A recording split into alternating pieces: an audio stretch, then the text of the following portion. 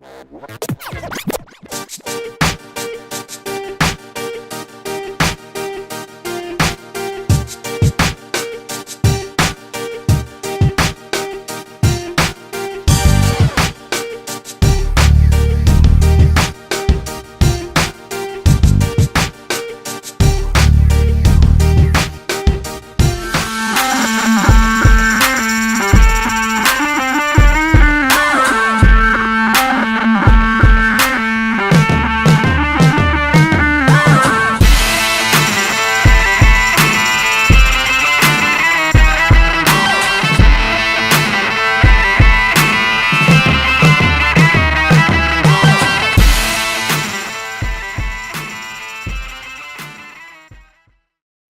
is up, everybody? Welcome to Crunch Time, sponsored by Fanduel. I'm going to go through a little early slate here. It's still morning where I am. I think it's morning. Cheese in Alabama. Is it still morning time? Absolutely is. It is 11:30, and it feels earlier than that. Right. And we got the Iceman as well. Ice, is it? I don't know. I have no idea where you live. I'm in Arizona. It's bright and early here. The sun is just rising there in Arizona. I've still got my coffee going. So, right. Well, we're happy to have you. I feel like you've kind of been cheating on us a bit. Like you were a Crunch Time staple, and now I see you more on the flagship show, but not Crunch Time. What's up with that, man? I'm hanging out with Dean a little too much here recently. So I'm a little jealous as well. But welcome, happy to have you as always. Good to talk some baseball with you. Good to see you. A couple quick notes here. This is a good one. FanDuel, of course, sponsors this show. Sign up for the FanDuel Sportsbook today.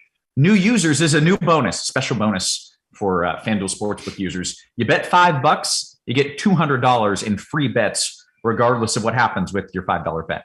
You just bet $5. Boom, you get 200. Terms and conditions apply. Check that out. Also, we've got some golf freebies going on. If you're into golf, we have a ridiculously stacked golf team at RotoGrinders. So Cards PGA GPP Premium Breakdown article is free for everybody today. You can also check out the PGA Premium Discord channel, free for everybody today and tomorrow. Go to rotogrinders.com/Discord and you can join in on that.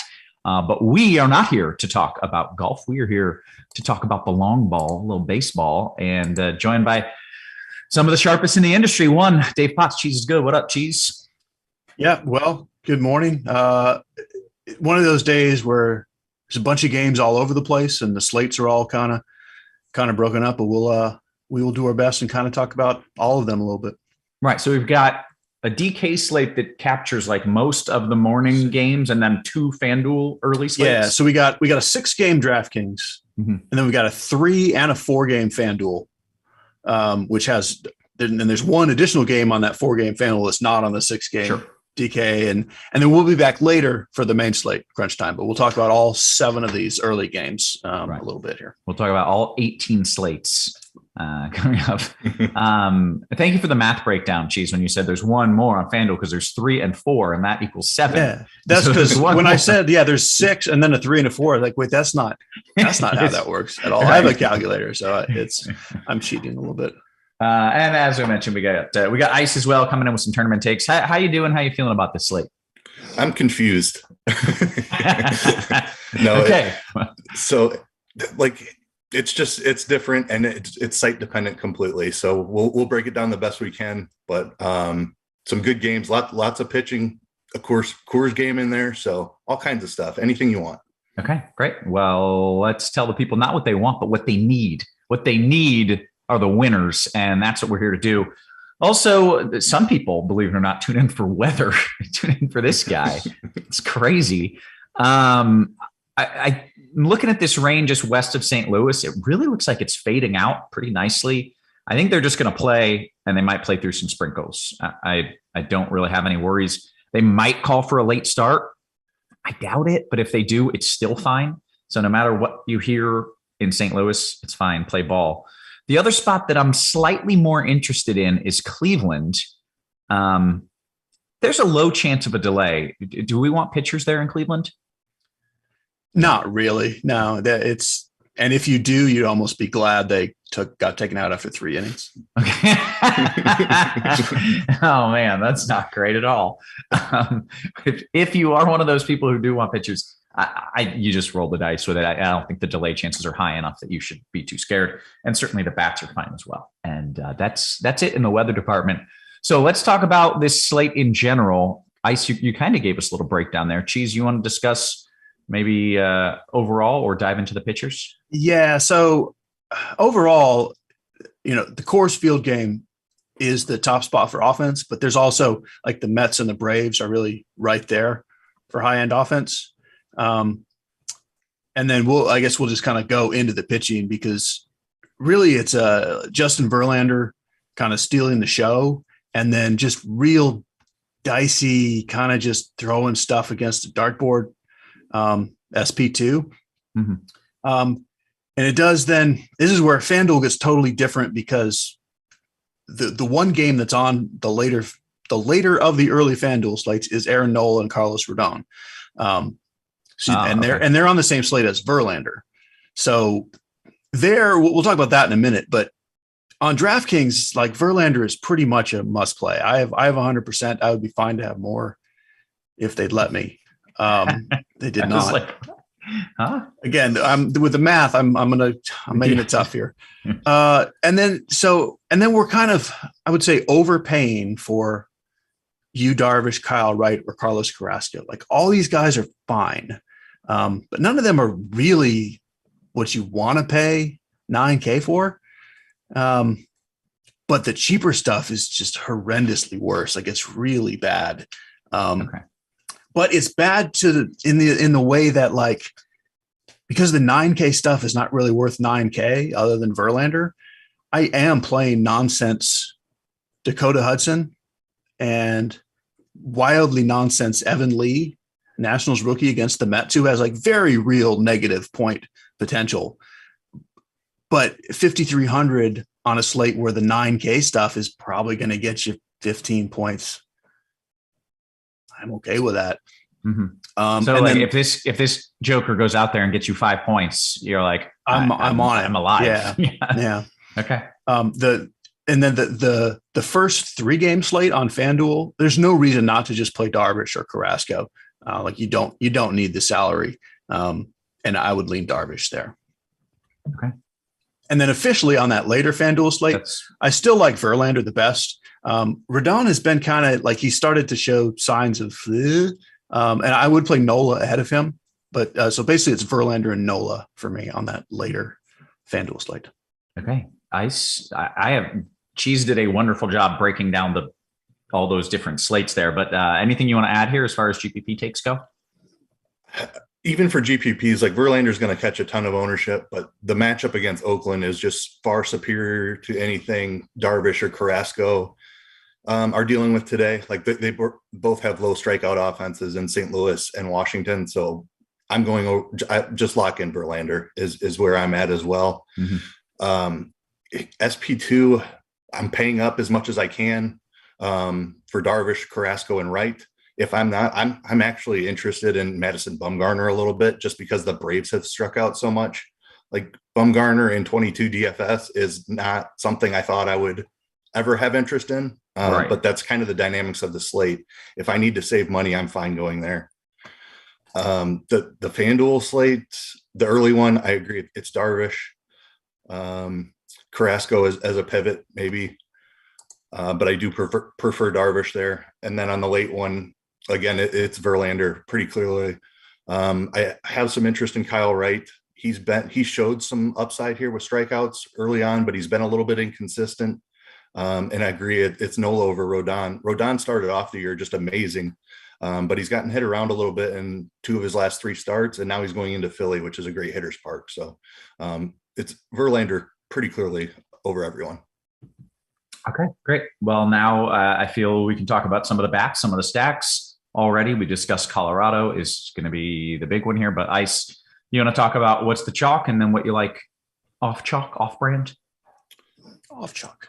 Yeah. So Coors, obviously, it's on the DK slate and it'd be on the second FanDuel slate. a low strikeout pitcher for the Rockies. So the Marlins are probably the top stack. I like the Colorado side a good amount as well. Trevor Rogers has not been as good as he was last year. Strikeouts are down, hard hits are up. He's just been struggling. So I like the Rockies righties in particular. The Mets and Braves are just as good. I mentioned liking Bumgarner a little bit, but it's not because his skills are great.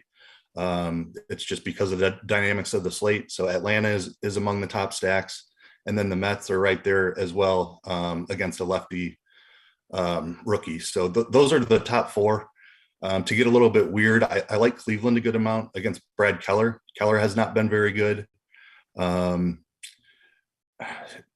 Arizona is a team I'm fine with against Kyle Wright. I mentioned his strikeout upside, but he struggles with hard contact. He walks a few guys, so good with that as well. And I'll be playing some San Diego against Dakota Hudson as well. Okay. Geez, stacks. Yeah, everything he said up top. And then I also really kind of like the Royals against old Fluffy Pilkington. Yeah, miss good old Fluffy Pilkington. Like the guy is just not. I mean, we don't know. He's made one start, and way back in Double-A, he was okay. But I don't think he's really supposed to be a major league pitcher right now. So yeah. Give me some Royals as well. Mm-hmm. Okay, excellent. Position by position, Cheese, you want to start us off with some catcher? I do. Catcher is pretty much just a DK thing, other than I do like Sal Perez on the first FanDuel slate quite a bit. Varsho and Perez, as well as whoever starts for the Braves. I don't think we have a Braves lineup yet. We didn't when we started. d'Arnaud and Contreras might both play, but I like both of them. But then that's all kind of burying the lead that we'll probably get a $2,400 catcher for Miami. And if we do, that's just what you play. If you can't, you spend up here and there. But Nick Fortes for Miami is a good real life hitter for a catcher, for a rookie catcher. So if he's in the lineup, he's just too cheap. Okay. Ice. Yeah, I like Sal Perez a lot on this one. I don't mind MJ Melendez, another guy. He has a lot of power for Kansas City. He is in a lefty-lefty matchup, but Pilkington has kind of had some weird splits here early in his career, so I don't mind him lefty-lefty. Varsho is one of the top Arizona bats I'm looking at. And then the Brave catcher, d'Arnaud or Contreras, whoever's in there. First base. All right. So the Coors guys, you've got on the Miami side, you've got Cooper and Aguilar, both great options. On the Colorado side, I like Cron a good amount. He's expensive, but he's crushed lefties throughout his career. You could save some money with Owen Miller. I like the Cleveland stack a decent amount.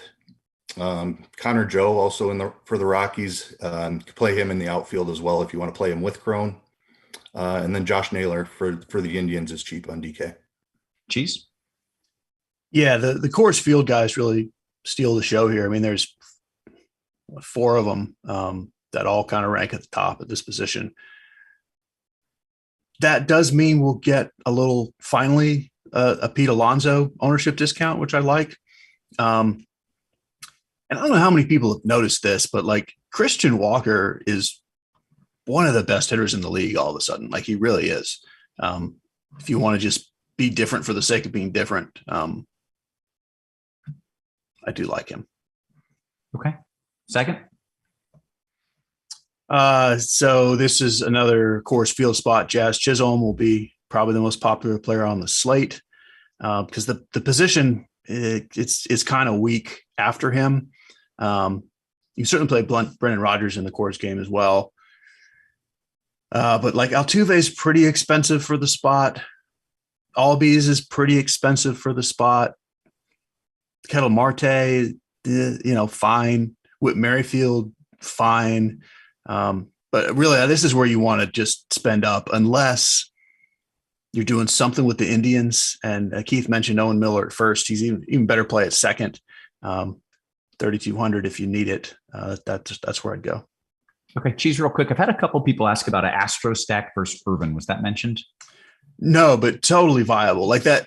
So pretty much that whole second tier after you go Mets, Braves, and Coors,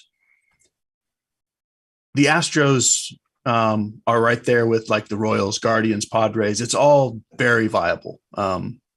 Yes, the Astros are absolutely a good stack. Okay. Ice, second base. Yeah, Jazz is catching a ton of ownership here, rightfully so, in Coors. I do like the pivot to Rogers on the other side of that game. Yeah, it's a pretty weak position after that. I do like Albies against Bumgarner. He's been dropped in the order a little bit. We'll have to see where he comes out today, but he's a good play against the lefty. Merrifield has struggled a good amount, but I do like him today against Pilkington. Okay. That brings us to third, Ice. All right. Jose Ramirez will be your top option here. He's expensive, but against a low strikeout pitcher in Keller, he's been amazing this year as well. Austin Riley with the platoon against Bumgarner is a great play. JD Davis is really cheap. He's definitely in play for the Mets. The Coors guys aren't as good here, so I don't mind Brian Anderson. You've got Ryan McMahon, lefty, but I think this is a position where you don't necessarily have to look at Coors first. Okay. Cheese. Yeah, that's all completely correct. It's kind of like the last place for Coors bats, which does mean that this is also the place they'll be lower owned if that's what you're looking for. But Jose Ramirez is the top play. The top play probably overall at any position on the FanDuel very early slate. And then, JD Davis on DK is going to catch a lot of ownership because you need a couple things cheap if you're doing double aces. And like he and Mark Canha, we'll get to in the outfield, like they're kind of the go-to cheap guys. All right. Then shortstop. So like Miguel Rojas is fine-ish only because he's in Coors. Francisco Lindor, yeah, he's probably the best play, but that's like a really tough price tag on DK, 5,800 on a slate where you only get a couple spend ups, if any. So I think Swanson and Rosario probably better plays than Lindor for the money.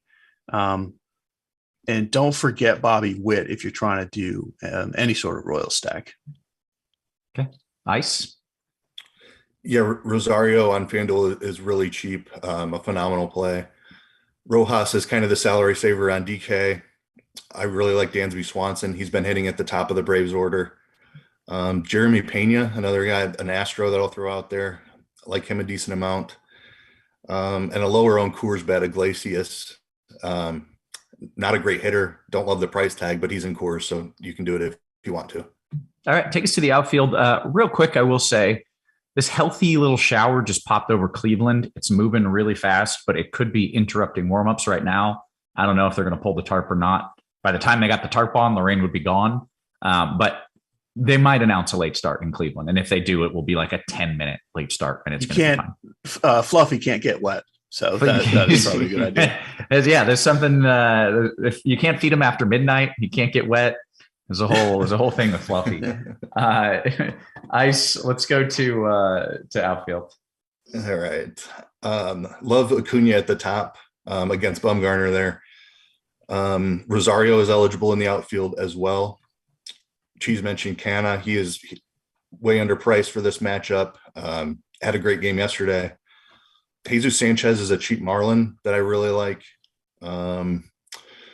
Let's see. JD Davis, we talked about at third. He's eligible in the outfield as well. Benintendi is cheap. He's lefty, but I talked about those splits for Pilkington not being a concern. Stephen Kwan is a cheap Cleveland outfielder. So I think it's a good position to save some money here. We want some expensive pitching, but there are lots of value options. Okay. Geez, outfield. So Canha and Davis. We're still waiting on a Marlins lineup, and since it's a doubleheader, you kind of never know what you're going to get. But if Avisail Garcia and Jesus Sanchez are hitting middle of the lineup, which seems likely, those are probably my two favorite plays on the slate for the salary. And then Soler along with Acuna are great spend ups. I don't know. Like this is going to leave guys like Juan Soto and Yordan Alvarez pretty much unowned, which is just always going to be interesting. But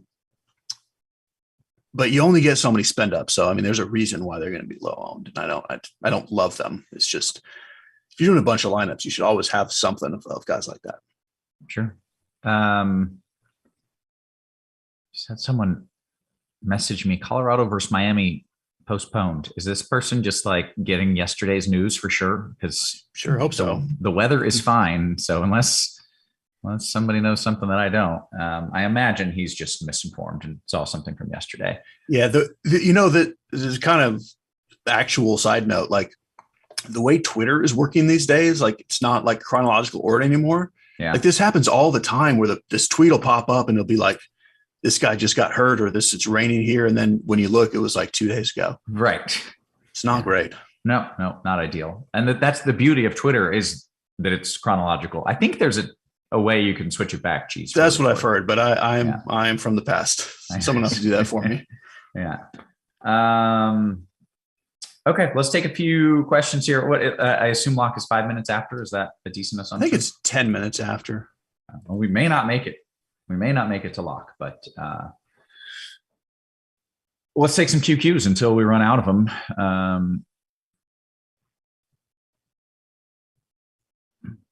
There are none. So, so I see the note. So we ran out of them. I see the note in Discord. And this is another thing that happens is DraftKings will put in a note like yesterday, and then the next day they will forget to delete it. Oh. So you might see yesterday's note on DraftKings. I didn't notice that myself, but that happens sometimes too. Wow, that's a pretty big mess up. Maybe they'll come in under own. Apparently, like some people legitimately think it's postponed. So yeah. All right.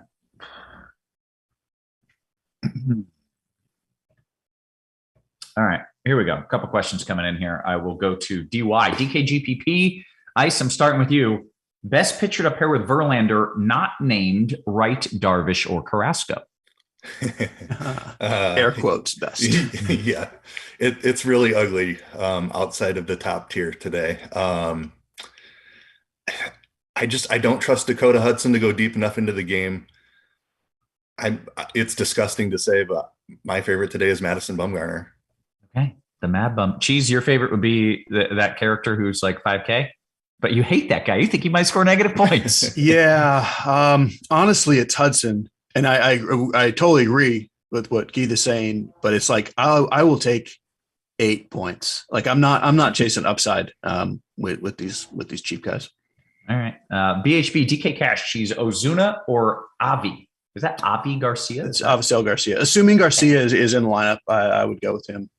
Great. Ice DKGBP Amateur Hour says Whit Melendez or B Donovan and Perez.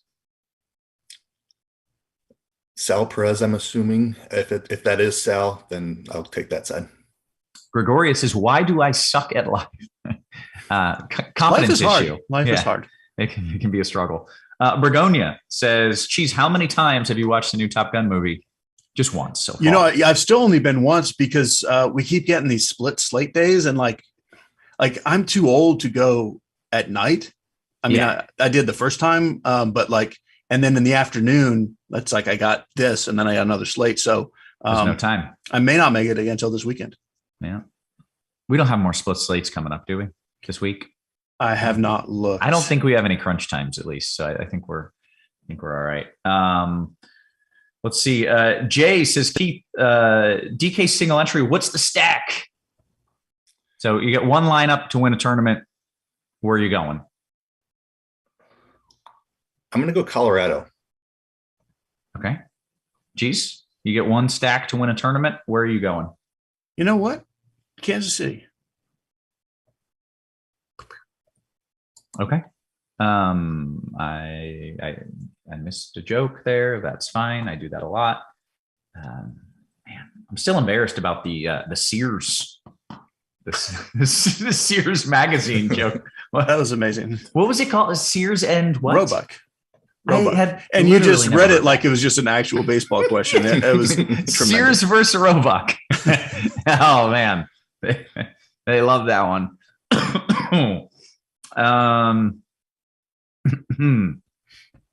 Oh, we're good. Let me see if there's any YouTube questions real quick. And if there's not, we may get out of here a little early. Okay. Anyone on the Cardinals today on the FanDuel early slate? Cheese? Yes. Yeah. On that 3-game slate, the Cardinals do move up onto the list. Yeah. Okay. Will Smith on the Braves. Ice. Any interest in getting jiggy with it? Will Smith, the pitcher? Will Smith is a relief pitcher for the Braves. So no, the Will Smith, the batter, is on the late slate for the Dodgers. I'm just, I just read what's typed, man. Yeah. No. Will Smith on the Braves is the relief pitcher. So do not play him in fantasy sports. Okay. That's a good note. Kevin says, not me, Kevin, but another Kevin. This is Kevin Wisniewski says, what's a good low salary catcher, Cheese? Who's your favorite salary saving catcher? So definitely, for sure, if he's in the lineup, it's Nick Fortes for Miami. So wait on that lineup, but it would definitely be him. Okay, great. Tony says, what's the highest owned stack? Ice, what's going to be the highest owned stack? Is it Miami? I think it is Miami, yes. Okay. Cheese, is Acuna a must in a Brave stack? No. In a full stack, he's not a must. Like, they can go off in a lot of different ways. And like, just almost in general, the super top elite bat in any stack is almost never a must play. Mm-hmm. But especially like the Braves are very spread out. Like really all 9 batters have some power. And you just got to catch the home runs, and it doesn't have to be Acuna that hits it. So no, you don't have to play him in a Brave stack. Okay. CLT is a 2v2 single entry GPP. Basically, we're looking at the SP2 and a one-off bat. So Ice, that's the general concept here. Wright and Oscar Gonzalez, or Cookie and Chas McCormick. I'll go the second one there. Cookie Carrasco. Oh, okay. Thank you for that. DY says, DK GPP, Cheese, if you're double stacking, do you prefer a 5-3 or 4-4, or do you not care? I think you like a 5-3. I think you're a 5-3. Well, I don't care depending on who that last player is. Like, what's the player swap you get if you switch from one to the other and take the one that gives you the better 2 players, regardless of which combo it is? Okay. Right. I mean, you're getting correlation either way. So right. Yeah. In a vacuum, no, I don't care. Like, give me the better player combo with what you're choosing between. Okay. Ice, are you more of a 5-3 guy? I am more of a 5-3 guy. On a slate like this, I'm more open to not stacking that secondary stack. Okay. Aside, it says, I got a 4-man stack. Ice, Lindor and Nido, or Marte and Escobar straight up. That's tough because it depends on where you land at catcher. If you're not playing Nido, the second one is better, but it's kind of dependent on your catcher there. Okay. Sit down, son, says, Cheese, AJ Minter's only 4K. He's saying relief pitcher, a minimum salary relief pitcher. I mean, honestly, if you're ever going to do it, it's actually today, because a relief pitcher getting you a 0 is not necessarily any worse than what you get for 6K. Right. It doesn't seem crazy to me. If there's a long relief guy or a guy who gets 2 innings, he can get 4 strikeouts for 4K. Right. And just as likely not pitch. The difference, the thing is today, like, I'm not sure you need that much salary. Yeah. I mean, if you do, it's fine. And yeah, maybe you get 5 or 6 points, but it's really more that the 0 is really not much worse than what you're spending 5 to 6K for. Right. Interesting. All right.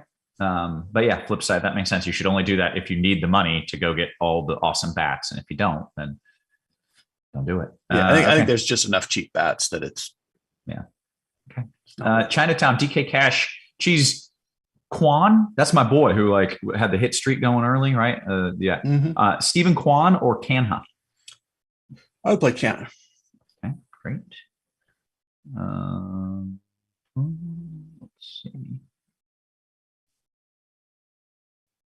Eric Johnson says, no Rogers love? None for me. He hasn't been good this year, and he's in Coors Field. So, okay. Rogers, the pitcher, or Rogers with a D, the Rockies hitter?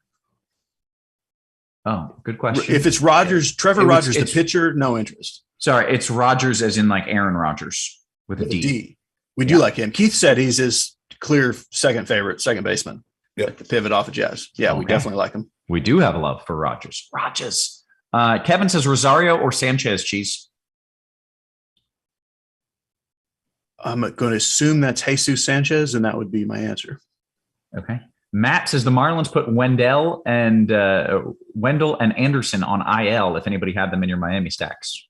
I was hoping Anderson was going to be back. That's a bummer. Yeah. Okay.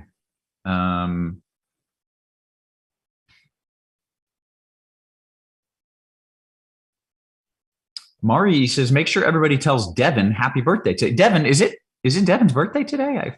If so, happy birthday, Devin. I don't know. Might be making things up, but if so, happy birthday. Okay. I think we got one more question, then we'll get out of here. DKGPP, this slate is small enough. Is this slate small enough to consider game stacking? I'm going to direct this one away from Cheese. Looking at the Braves D-backs game as an option. Ice, you want to handle this? Can I say, just as you asked that, It's Wednesday at noon is when the tornado sirens go off in Auburn. I'm not even kidding. That question is so ridiculous. It set off the tornado siren.